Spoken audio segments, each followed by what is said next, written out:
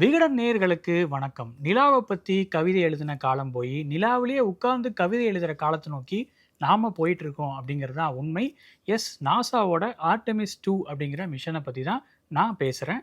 1969லயே Neil Armstrong நிலாவுல கால் வச்சுட்டாரு அப்படிங்கிறப்போ, இப்போ இந்த ஆர்டெமிஸ் 2 மிஷன கொண்டாடுறதுக்கு காரணம் என்ன? ஏன்னா இந்த ஆர்டெமிஸ் 2 மிஷன்ல விண்வெளி வீரர்கள் யாருமே நிலாவுல கால் பதிக்கல. அந்த விண்கலமும் நிலாவுல தரையிறங்கல. அப்படி இருக்கிறப்போ இந்த மிஷன இவ்வளோ கொண்டாடுறதுக்கு காரணம் என்ன?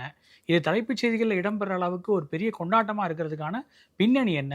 அண்ட் இந்த ஆராய்ச்சியோட முக்கியத்துவம் என்ன? இதெல்லாமே இந்த வீடியோல விரிவா பார்க்கலாம். நான் உங்கள் சீனிவாசன்.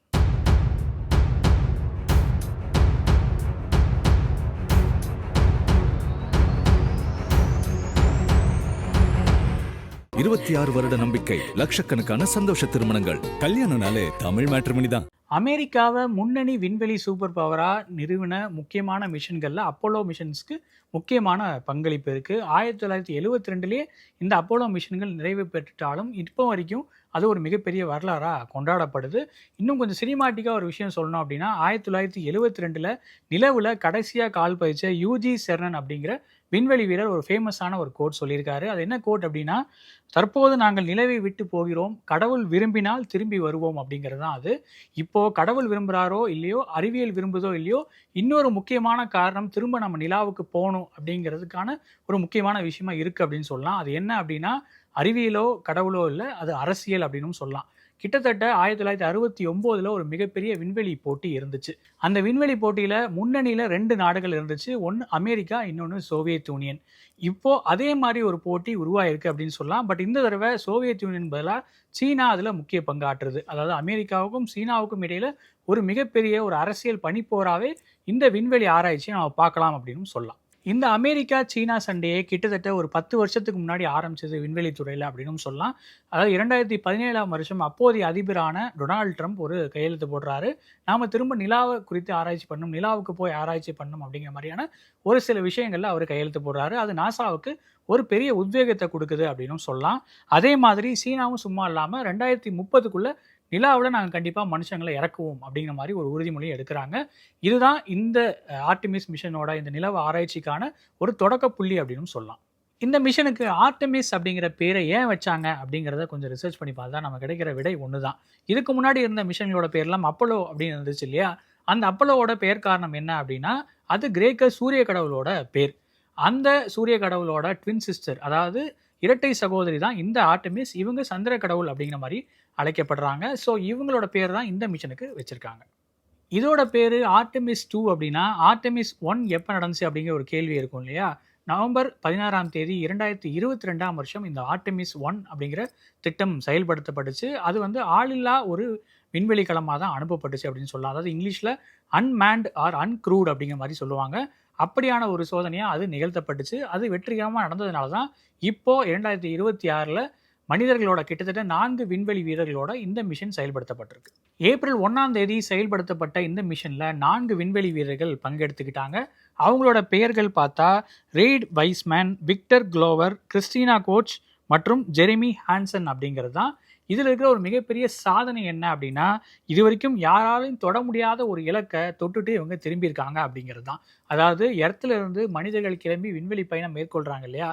அதில் யாரும் தொட முடியாத தூரத்தை இவங்க 4 பேருமே தொட்டுட்டு வந்திருக்காங்க. இது வரைக்கும் ட்ராவல் பண்ண அதிகமான டிஸ்டன்ஸ் இவங்க பண்ணது தான் அப்படின்னு சொல்கிறாங்க. 9 நாள் எடுத்துக்கிட்டு இந்த மிஷனில் அவங்க நிலவை சுற்றி வந்திருக்காங்க. நிலவில் தரை இறங்கலை அப்படிங்கிறது குறிப்பிட வேண்டிய விஷயம். இதுக்கப்புறம் ஆர்டெமிஸ் 3யும் செயல்படுத்த போகிறாங்க. அதுலேயும் இதே மாதிரி விண்வெளி வீரர்கள் நிலவை சுற்றி வரப்போகிறாங்க. அதுக்கப்புறம் ஆர்டெமிஸ் 4 அண்ட் ஆர்டெமிஸ் 5 அப்படிங்கிற மாதிரி மிஷன்களில் நிலவில் தரை இறங்குறதுக்கான முயற்சிகளும் நடந்துட்டுருக்கு அப்படிங்கிற மாதிரியும் நமக்கு தகவல் தெரிவிக்கிறாங்க. முன்னாடியே சொன்ன மாதிரி இவங்க நிலவில் தரையிறங்கவே இல்லை. நீல் ஆம்ஸ்ட்ராங் அதை எப்போவோ பண்ணிட்டாரு. இவங்க ரொம்ப தூரம் போயிருக்காங்க அப்படிங்கிறது நிச்சயமாக பாராட்ட வேண்டியதான். பட் ஸ்டில் இவ்வளோ கொண்டாட காரணம் என்ன அப்படிங்கிற ஒரு கேள்வி நம்ம எல்லாருக்குமே இருக்கும். அதுக்கான பதில் இதுதான். என்ன அப்படின்னா, நிலவோட தென் துருவ பகுதி குறித்து நம்ம பெருசாக ஆராய்ச்சி பண்ணதே இல்லை. ஏன்னா அங்கே சூரிய ஒளியே கிடையாது. அது ஒரு இருள மங்கி இருக்கிற பகுதி அப்படிங்கிற மாதிரி சொல்கிறாங்க. இந்த மாதிரி ஒரு பகுதியில் தான் தண்ணி இருக்கிறதா நமக்கு ஒரு சில விஞ்ஞானிகள் கண்டுபிடிச்சிருக்காங்க. அதுவும் குறிப்பாக இந்தியாவோட சந்திராயன் 1 மிஷன்லேயே இது வந்து உறுதிப்படுத்தப்பட்டிருக்கு. ஸோ அந்த தண்ணீரை வச்சு என்னெல்லாம் பண்ண முடியும், அங்கே தண்ணி இருக்கிறது உண்மையா, இன்னும் அதை நிரூபிக்க முடியுமா அப்படிங்கிற ஒரு செயல் திட்டமாக தான் இந்த ஆர்டெமிஸ் மிஷனை கொண்டு போயிருக்காங்க. முன்னாடியே சொன்ன மாதிரி இந்த தென் துருவ பகுதி யாருமே டச் பண்ணாத ஒரு பகுதியை இவங்க சுற்றி வந்திருக்காங்க அப்படிங்கிறதா இந்த மிஷனோட ஹைலைட். ஒருவேளை அங்கே நிலவில் அந்த நீர் இருக்கிறது உண்மை அப்படின்னா வருங்கால விண்வெளி திட்டங்களுக்கும் ராக்கெட் ஃபியூவலுக்கும் அதை பயன்படுத்தலாமா அப்படிங்கிற ஒரு நோக்கத்தில் விண்வெளி ஆராய்ச்சியாளர்கள் இந்த மிஷனை பார்க்குறாங்க. அதுக்கு இந்த மிஷன் அவங்களுக்கு யூஸ்ஃபுல்லாக இருக்கும் அப்படின்னு நினைக்கிறாங்க. அப்படிங்கிறது தான் இந்த மிஷனோட ஒரு அல்டிமேட் கோல். இதெல்லாம் வச்சு பார்க்கும்போது இப்போ நடந்த அந்த ஆர்டெமிஸ் 2 அப்படிங்கிற மிஷன் சும்மா ஒரு சாதாரண ஒரு நிலவை சுற்றி வர ஒரு ட்ரிப் கிடையாது. அது அறிவியல் ரீதியாக முக்கியத்துவம் வாய்ந்த ஒரு மிஷன் அப்படின்னு சொல்லலாம். எதிர்காலத்தில் வரப்போகிற நிலவு பற்றிய விண்வெளி ஆராய்ச்சிகளுக்கு ஒரு தொடக்கம் அப்படின்னு சொல்லலாம். நிலாவில் நிரந்தரமாக ஒரு ஸ்டேஷன் அமைக்கிறது, அதே மாதிரி செவ்வாய் கிரகத்தில் மனுஷங்களை அனுப்புறதுக்கு நிலாவை ஒரு பயிற்சி களமாக பயன்படுத்துறதுன்னு நாசாட்ட எதிர்கால திட்டங்கள் நிறையா இருக்குது. எகைன் இது எல்லாத்துக்குமே முதல் படியாக இந்த ஆர்டெமிஸ் 2 இருக்கும் அப்படின்னு சொல்லலாம். அதே மாதிரி இந்த நிலவில் வருங்கால விண்வெளி ஆராய்ச்சிகள்லாம் பிளான் பண்ணியிருக்காங்க இல்லையா, அதில் இந்த மேண்ட் மிஷன் அப்படிங்கிற மாதிரிலாம் பேசுகிறாங்க இல்லையா, அதில் தனியார் நிறுவனங்களோட ஹெல்ப்பும் இருக்கும் அப்படிங்கிற மாதிரி பேசுகிறாங்க. அதில் முன்னணியில் இருக்கிறது யாரெல்லாம் அப்படின்னு பார்த்தீங்கன்னா எலான் மஸ்கோட ஸ்பேஸ் எக்ஸ் நிறுவனமும் ஜெஃப் பேசஸோட ப்ளூ ஆரிஜின் நிறுவனமும் அப்படின்னு தான். ஸோ இந்த அடுத்து வரப்போகிற இந்த ஆர்டெமிஸ் மேண்ட் மிஷன்லாம் இருக்கு இல்லையா, அதுக்கு எல்லாத்துக்கும் பொறுப்பெடுத்திருக்கிறது யார் அப்படின்னு பார்த்தா எலான் மஸ்கோட ஸ்பேஸ் எக்ஸ் நிறுவனம் தான். ஆர்டெமிஸ் 2 மூலமாக அமெரிக்கா தான் ஒரு விண்வெளி சூப்பர் பவர் அப்படிங்கிறத மீண்டும் நிரூபிச்சிருக்கு. சீனா தன்னோட பங்குக்கு முன்னாடியே சொன்ன மாதிரி 2030க்குள்ளே நாங்களும் விண்வெளியில் அதாவது நிலவுக்கு மனிதர்களே அனுப்புவோம் அப்படிங்கிற மாதிரி சவால் விட்டு அதுக்கு ஒர்க் பண்ணிட்டு இருக்காங்க. இதுக்கு நடுவில் இந்தியாவோட பிளான் என்ன? 2 ஜாம்பவான்கள் இருக்காங்க. அதுக்கு இடையில வளர்ந்து வர நாடு மாதிரியான இந்தியாவோட பிளான் என்ன அப்படிங்கிறத யோசிச்சு பார்த்தோம் அப்படின்னா ஆல்ரெடி நம்ம 2023ஆம் ஆண்டு சந்திராயன் 3 சக்ஸஸ்ஃபுல்லாக நிலவோட தென் துருவத்தில் லேண்ட் பண்ணியிருக்கோம். அது ஒரு மிகப்பெரிய வரலாற்று சாதனை இல்லையா. அதுக்கப்புறம் 2040 இந்தியாவும் நிலவில் விண்வெளி வீரர்களை அனுப்புறதுக்கான திட்டங்களில் இருக்காங்க அப்படிங்கிறது சொல்லப்படுது. இதுக்காக இஸ்ரோவை சேர்ந்த விஞ்ஞானிகள் உழைச்சிக்கிட்டு இருக்காங்க அப்படிங்கிறதும் நோட் பண்ண வேண்டிய விஷயம்.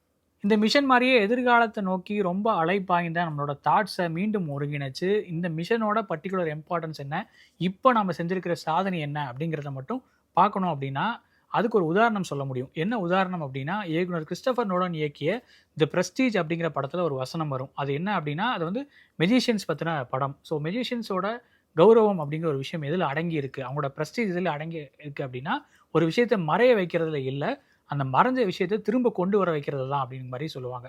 கிட்டத்தட்ட பிரஸ்டீஜோட இந்த ஈக்குவேஷனை இந்த மிஷனுக்கும் நம்மளால் பொருத்தி பார்க்க முடியும். ஏன்னா அப்படி ஒரு சாதனையை இந்த மிஷன் செஞ்சுருக்கு அப்படின்னு சொல்லலாம். இந்த 4 விண்வெளி வீரர்கள் விண்வெளிக்கு புறப்பட்டு போனாங்க. அவங்க சேஃபாக லேண்ட் ஆகிறதும் இந்த மிஷனோட ஒரு அல்டிமேட் ஒரு கோல் அப்படின்னு சொல்லலாம். அந்த கோலையும் அவங்க சிறப்பாகவே பண்ணியிருக்காங்க. அதுதான் இந்த மிஷனோட பிரஸ்டீஜான ஒரு விஷயமும் அப்படின்னு சொல்லலாம். அந்த வகையில் இந்த ஆர்டெமிஸ் 2 க்ரூ கடந்த ஏப்ரல் 10ஆம் தேதி எர்த்துக்கு சேஃபாக ரிட்டர்ன் ஆயிருக்காங்க. பசிபிக் பெருங்கடலில் அவங்க வந்து லேண்ட் ஆயிருக்காங்க.